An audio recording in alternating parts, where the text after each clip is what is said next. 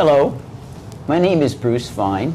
I'm the International Counsel for Mazi Nnamdi Kanu, especially relating to his now 4 years plus arbitrary imprisonment without trial by the Nigerian government.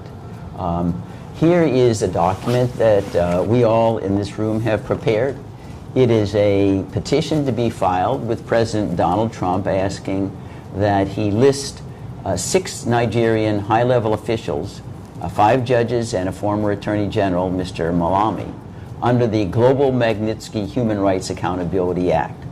Now, to qualify for listing, you need to be systematically engaged in a violation of internationally recognized human rights. For the Biafran people to decide whether they wish to chart their own destiny as opposed to remaining in the Nigerian orbit. Remember that the Biafrans never did join Nigeria. There was never any vote for Biafrans to say, we want to be collectivized, as the British ordained in 1914. You don't need to secede from a company that you never joined in the first instance. And that's what Nnamdi Kanu's campaign is about, indeed the higher campaign from Biafrans. Agwana keep as well that the Nigerian government haven't succeeded in that plan. Haji we na bia. Unu mana hachi na ha succeed go na came as Simon Ekpa. Hana Finland government we call we ro jambo haro. Mana keep as well legacy Mazi Nnamdi Kanu, particularly this lead counsel ko nyocha e forogon to tisita we will see that na oga funata ishi media that this particular case Mazi Nnamdi Kanu that is coming forth by October 10 one na oga de popo. Ma Nigerian government aha Mazi Nnamdi Kanu haga mazi that na enwe fana or international law. Anyway, particular statement this man made in this video, we will see that there was never a place Biafrans voted to be part of Nigeria. Relax, I'm going to know that I will play you guys the video from beginning to the end. Kunu watch ya, know the kind of process legacy Mazi Nnamdi Kanu take is in and keep as well. Nka brokwa nke our team lawyers in the Nigeria, nka bukwa international. One man we video post yesterday, ebe haga White House just submit some documents. Maka half forgot that na if a Nigerian government made with Finland government, that's name we kosi wede. Away from this, that say that now this one I'm and like that. Now how watching Nigerian government in Kitty? If I had Jabani run a Finnish government, na haga rukuya Nigerian government nisi Mazi Nnamdi Kanu. And again, from there now rejoicing a detain go Mazi Simon Ekpa for 6 years. One now do not rejoice yet. Makana kita kebu by regia 4. Watch ya this video. You got what if them new. I try them call the cononum kogi sipota. Set law not down. Without that, I watch ya this particular video from beginning to the end. Nezibo fire Dina Mountain. October 10 got the popo. Watch this video. Hello, my name is Bruce Fine.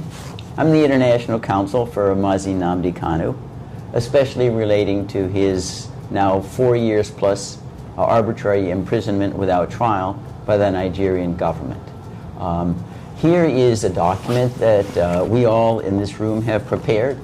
It is a petition to be filed with President Donald Trump asking that he list 6 Nigerian high-level officials, 5 judges and a former Attorney General, Mr. Malami, under the Global Magnitsky Human Rights Accountability Act.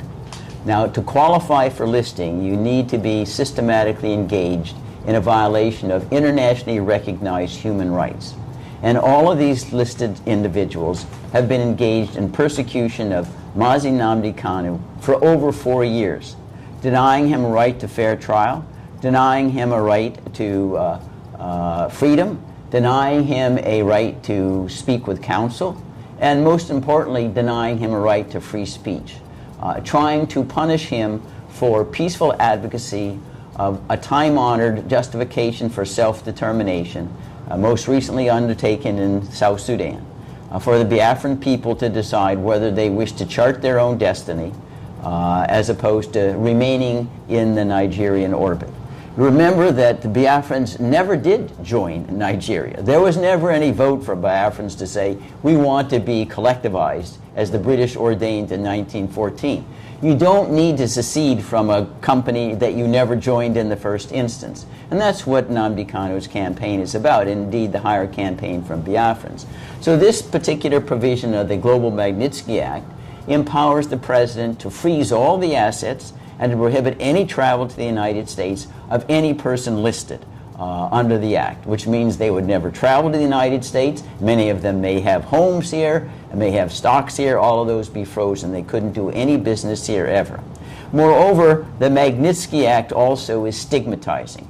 It brands you as someone worthy of others who are listed, who are notorious criminals, the president of North Korea, and others that are household words for violating human rights. So that's where we're doing. It's not a choice that we made initially. We worked very hard with the UN Working Group on Arbitrary Detention to try to get Nigeria to comply with its order to immediately and unconditionally release Mazi Nnamdi Kanu. We pleaded with Nigeria, here's the directive, just please comply with it. All we got was no, no, no. We'll ignore everything. So after all peaceful avenues of redress have been exhausted, we are now resorting to the Global Magnitsky Act as one of the final ways we can hold Nigeria accountable outside the corrupt Nigerian system. The President of the United States has his own independent authority to exert the powers of the United States to pressure Nigeria to comply with the working group decision, and that's what this petition seeks to accomplish. What the government did is a crime. Think of this obtuseness. Nnamdi Kanu is being prosecuted by the criminal organization that captured and prosecuted him. It's the government should be prosecuted by Nnamdi Kanu, not the other way around. And when that happens, we know that justice will have prevailed. Does the president have the power to actually punish countries doing business with Nigeria? I mean, how far do those teeth go? No, I mean, we can see right now with regard to the use of the tariffs. Yeah. If you call tariffs, punitive tariffs, 100, 200%, the answer is yes. The president does have that authority under emergency powers and existing sanctions that Congress has allocated to the executive branch to do those things. But I don't believe in this particular situation, Mark, there really is much space between the president and Congress. Congress also, the United States, is very, very critical of Nigeria. The chairman of the House Foreign Relations Committee, Chris Smith, has been a bitter critic of Nigeria for long years.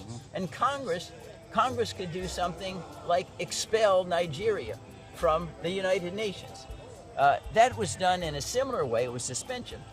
During the period of apartheid in South Africa, the United Nations suspended South Africa until it abandoned apartheid after Nelson Mandela was released. It was suspended for over 2 decades.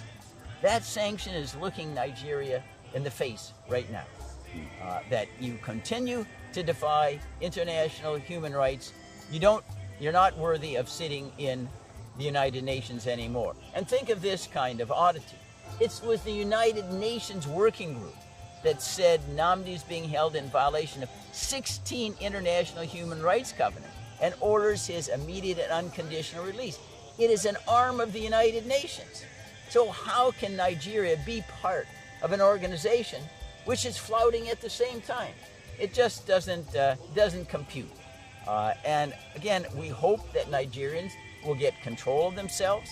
There's a way in which you can use peaceful avenues of redress, separation. It doesn't need to be violent. It's happened in Czechoslovakia divided. It happened when Sudan divided. It's been done before. They need to get the negotiating table with Mazi Nnamdi Kanu so that everybody can be a winner. If it's not, we risk everybody being a loser. As an attorney, one last thing. Bruce, if you could expound on the difference of how they captured Mazi Nnamdi Kanu. Was it more of an arrest or a kidnapping? No, this was a kidnapping out and out. He's driving to the airport, Nairobi. They kidnap him, take him to secret premises, torture him for 8 days, then stick him in a private plane to go back to Abuja. That is kidnapping by any other name.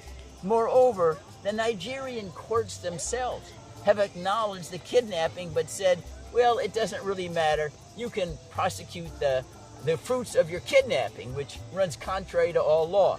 That is, a fundamental rule from the beginning of time is you shouldn't let crime pay. Well, what's happened here is the Nigerian courts has told the government, you can make crime pay. You can engage in crime to capture somebody and then keep them and prosecute them and put them in prison. That really turns justice upside down.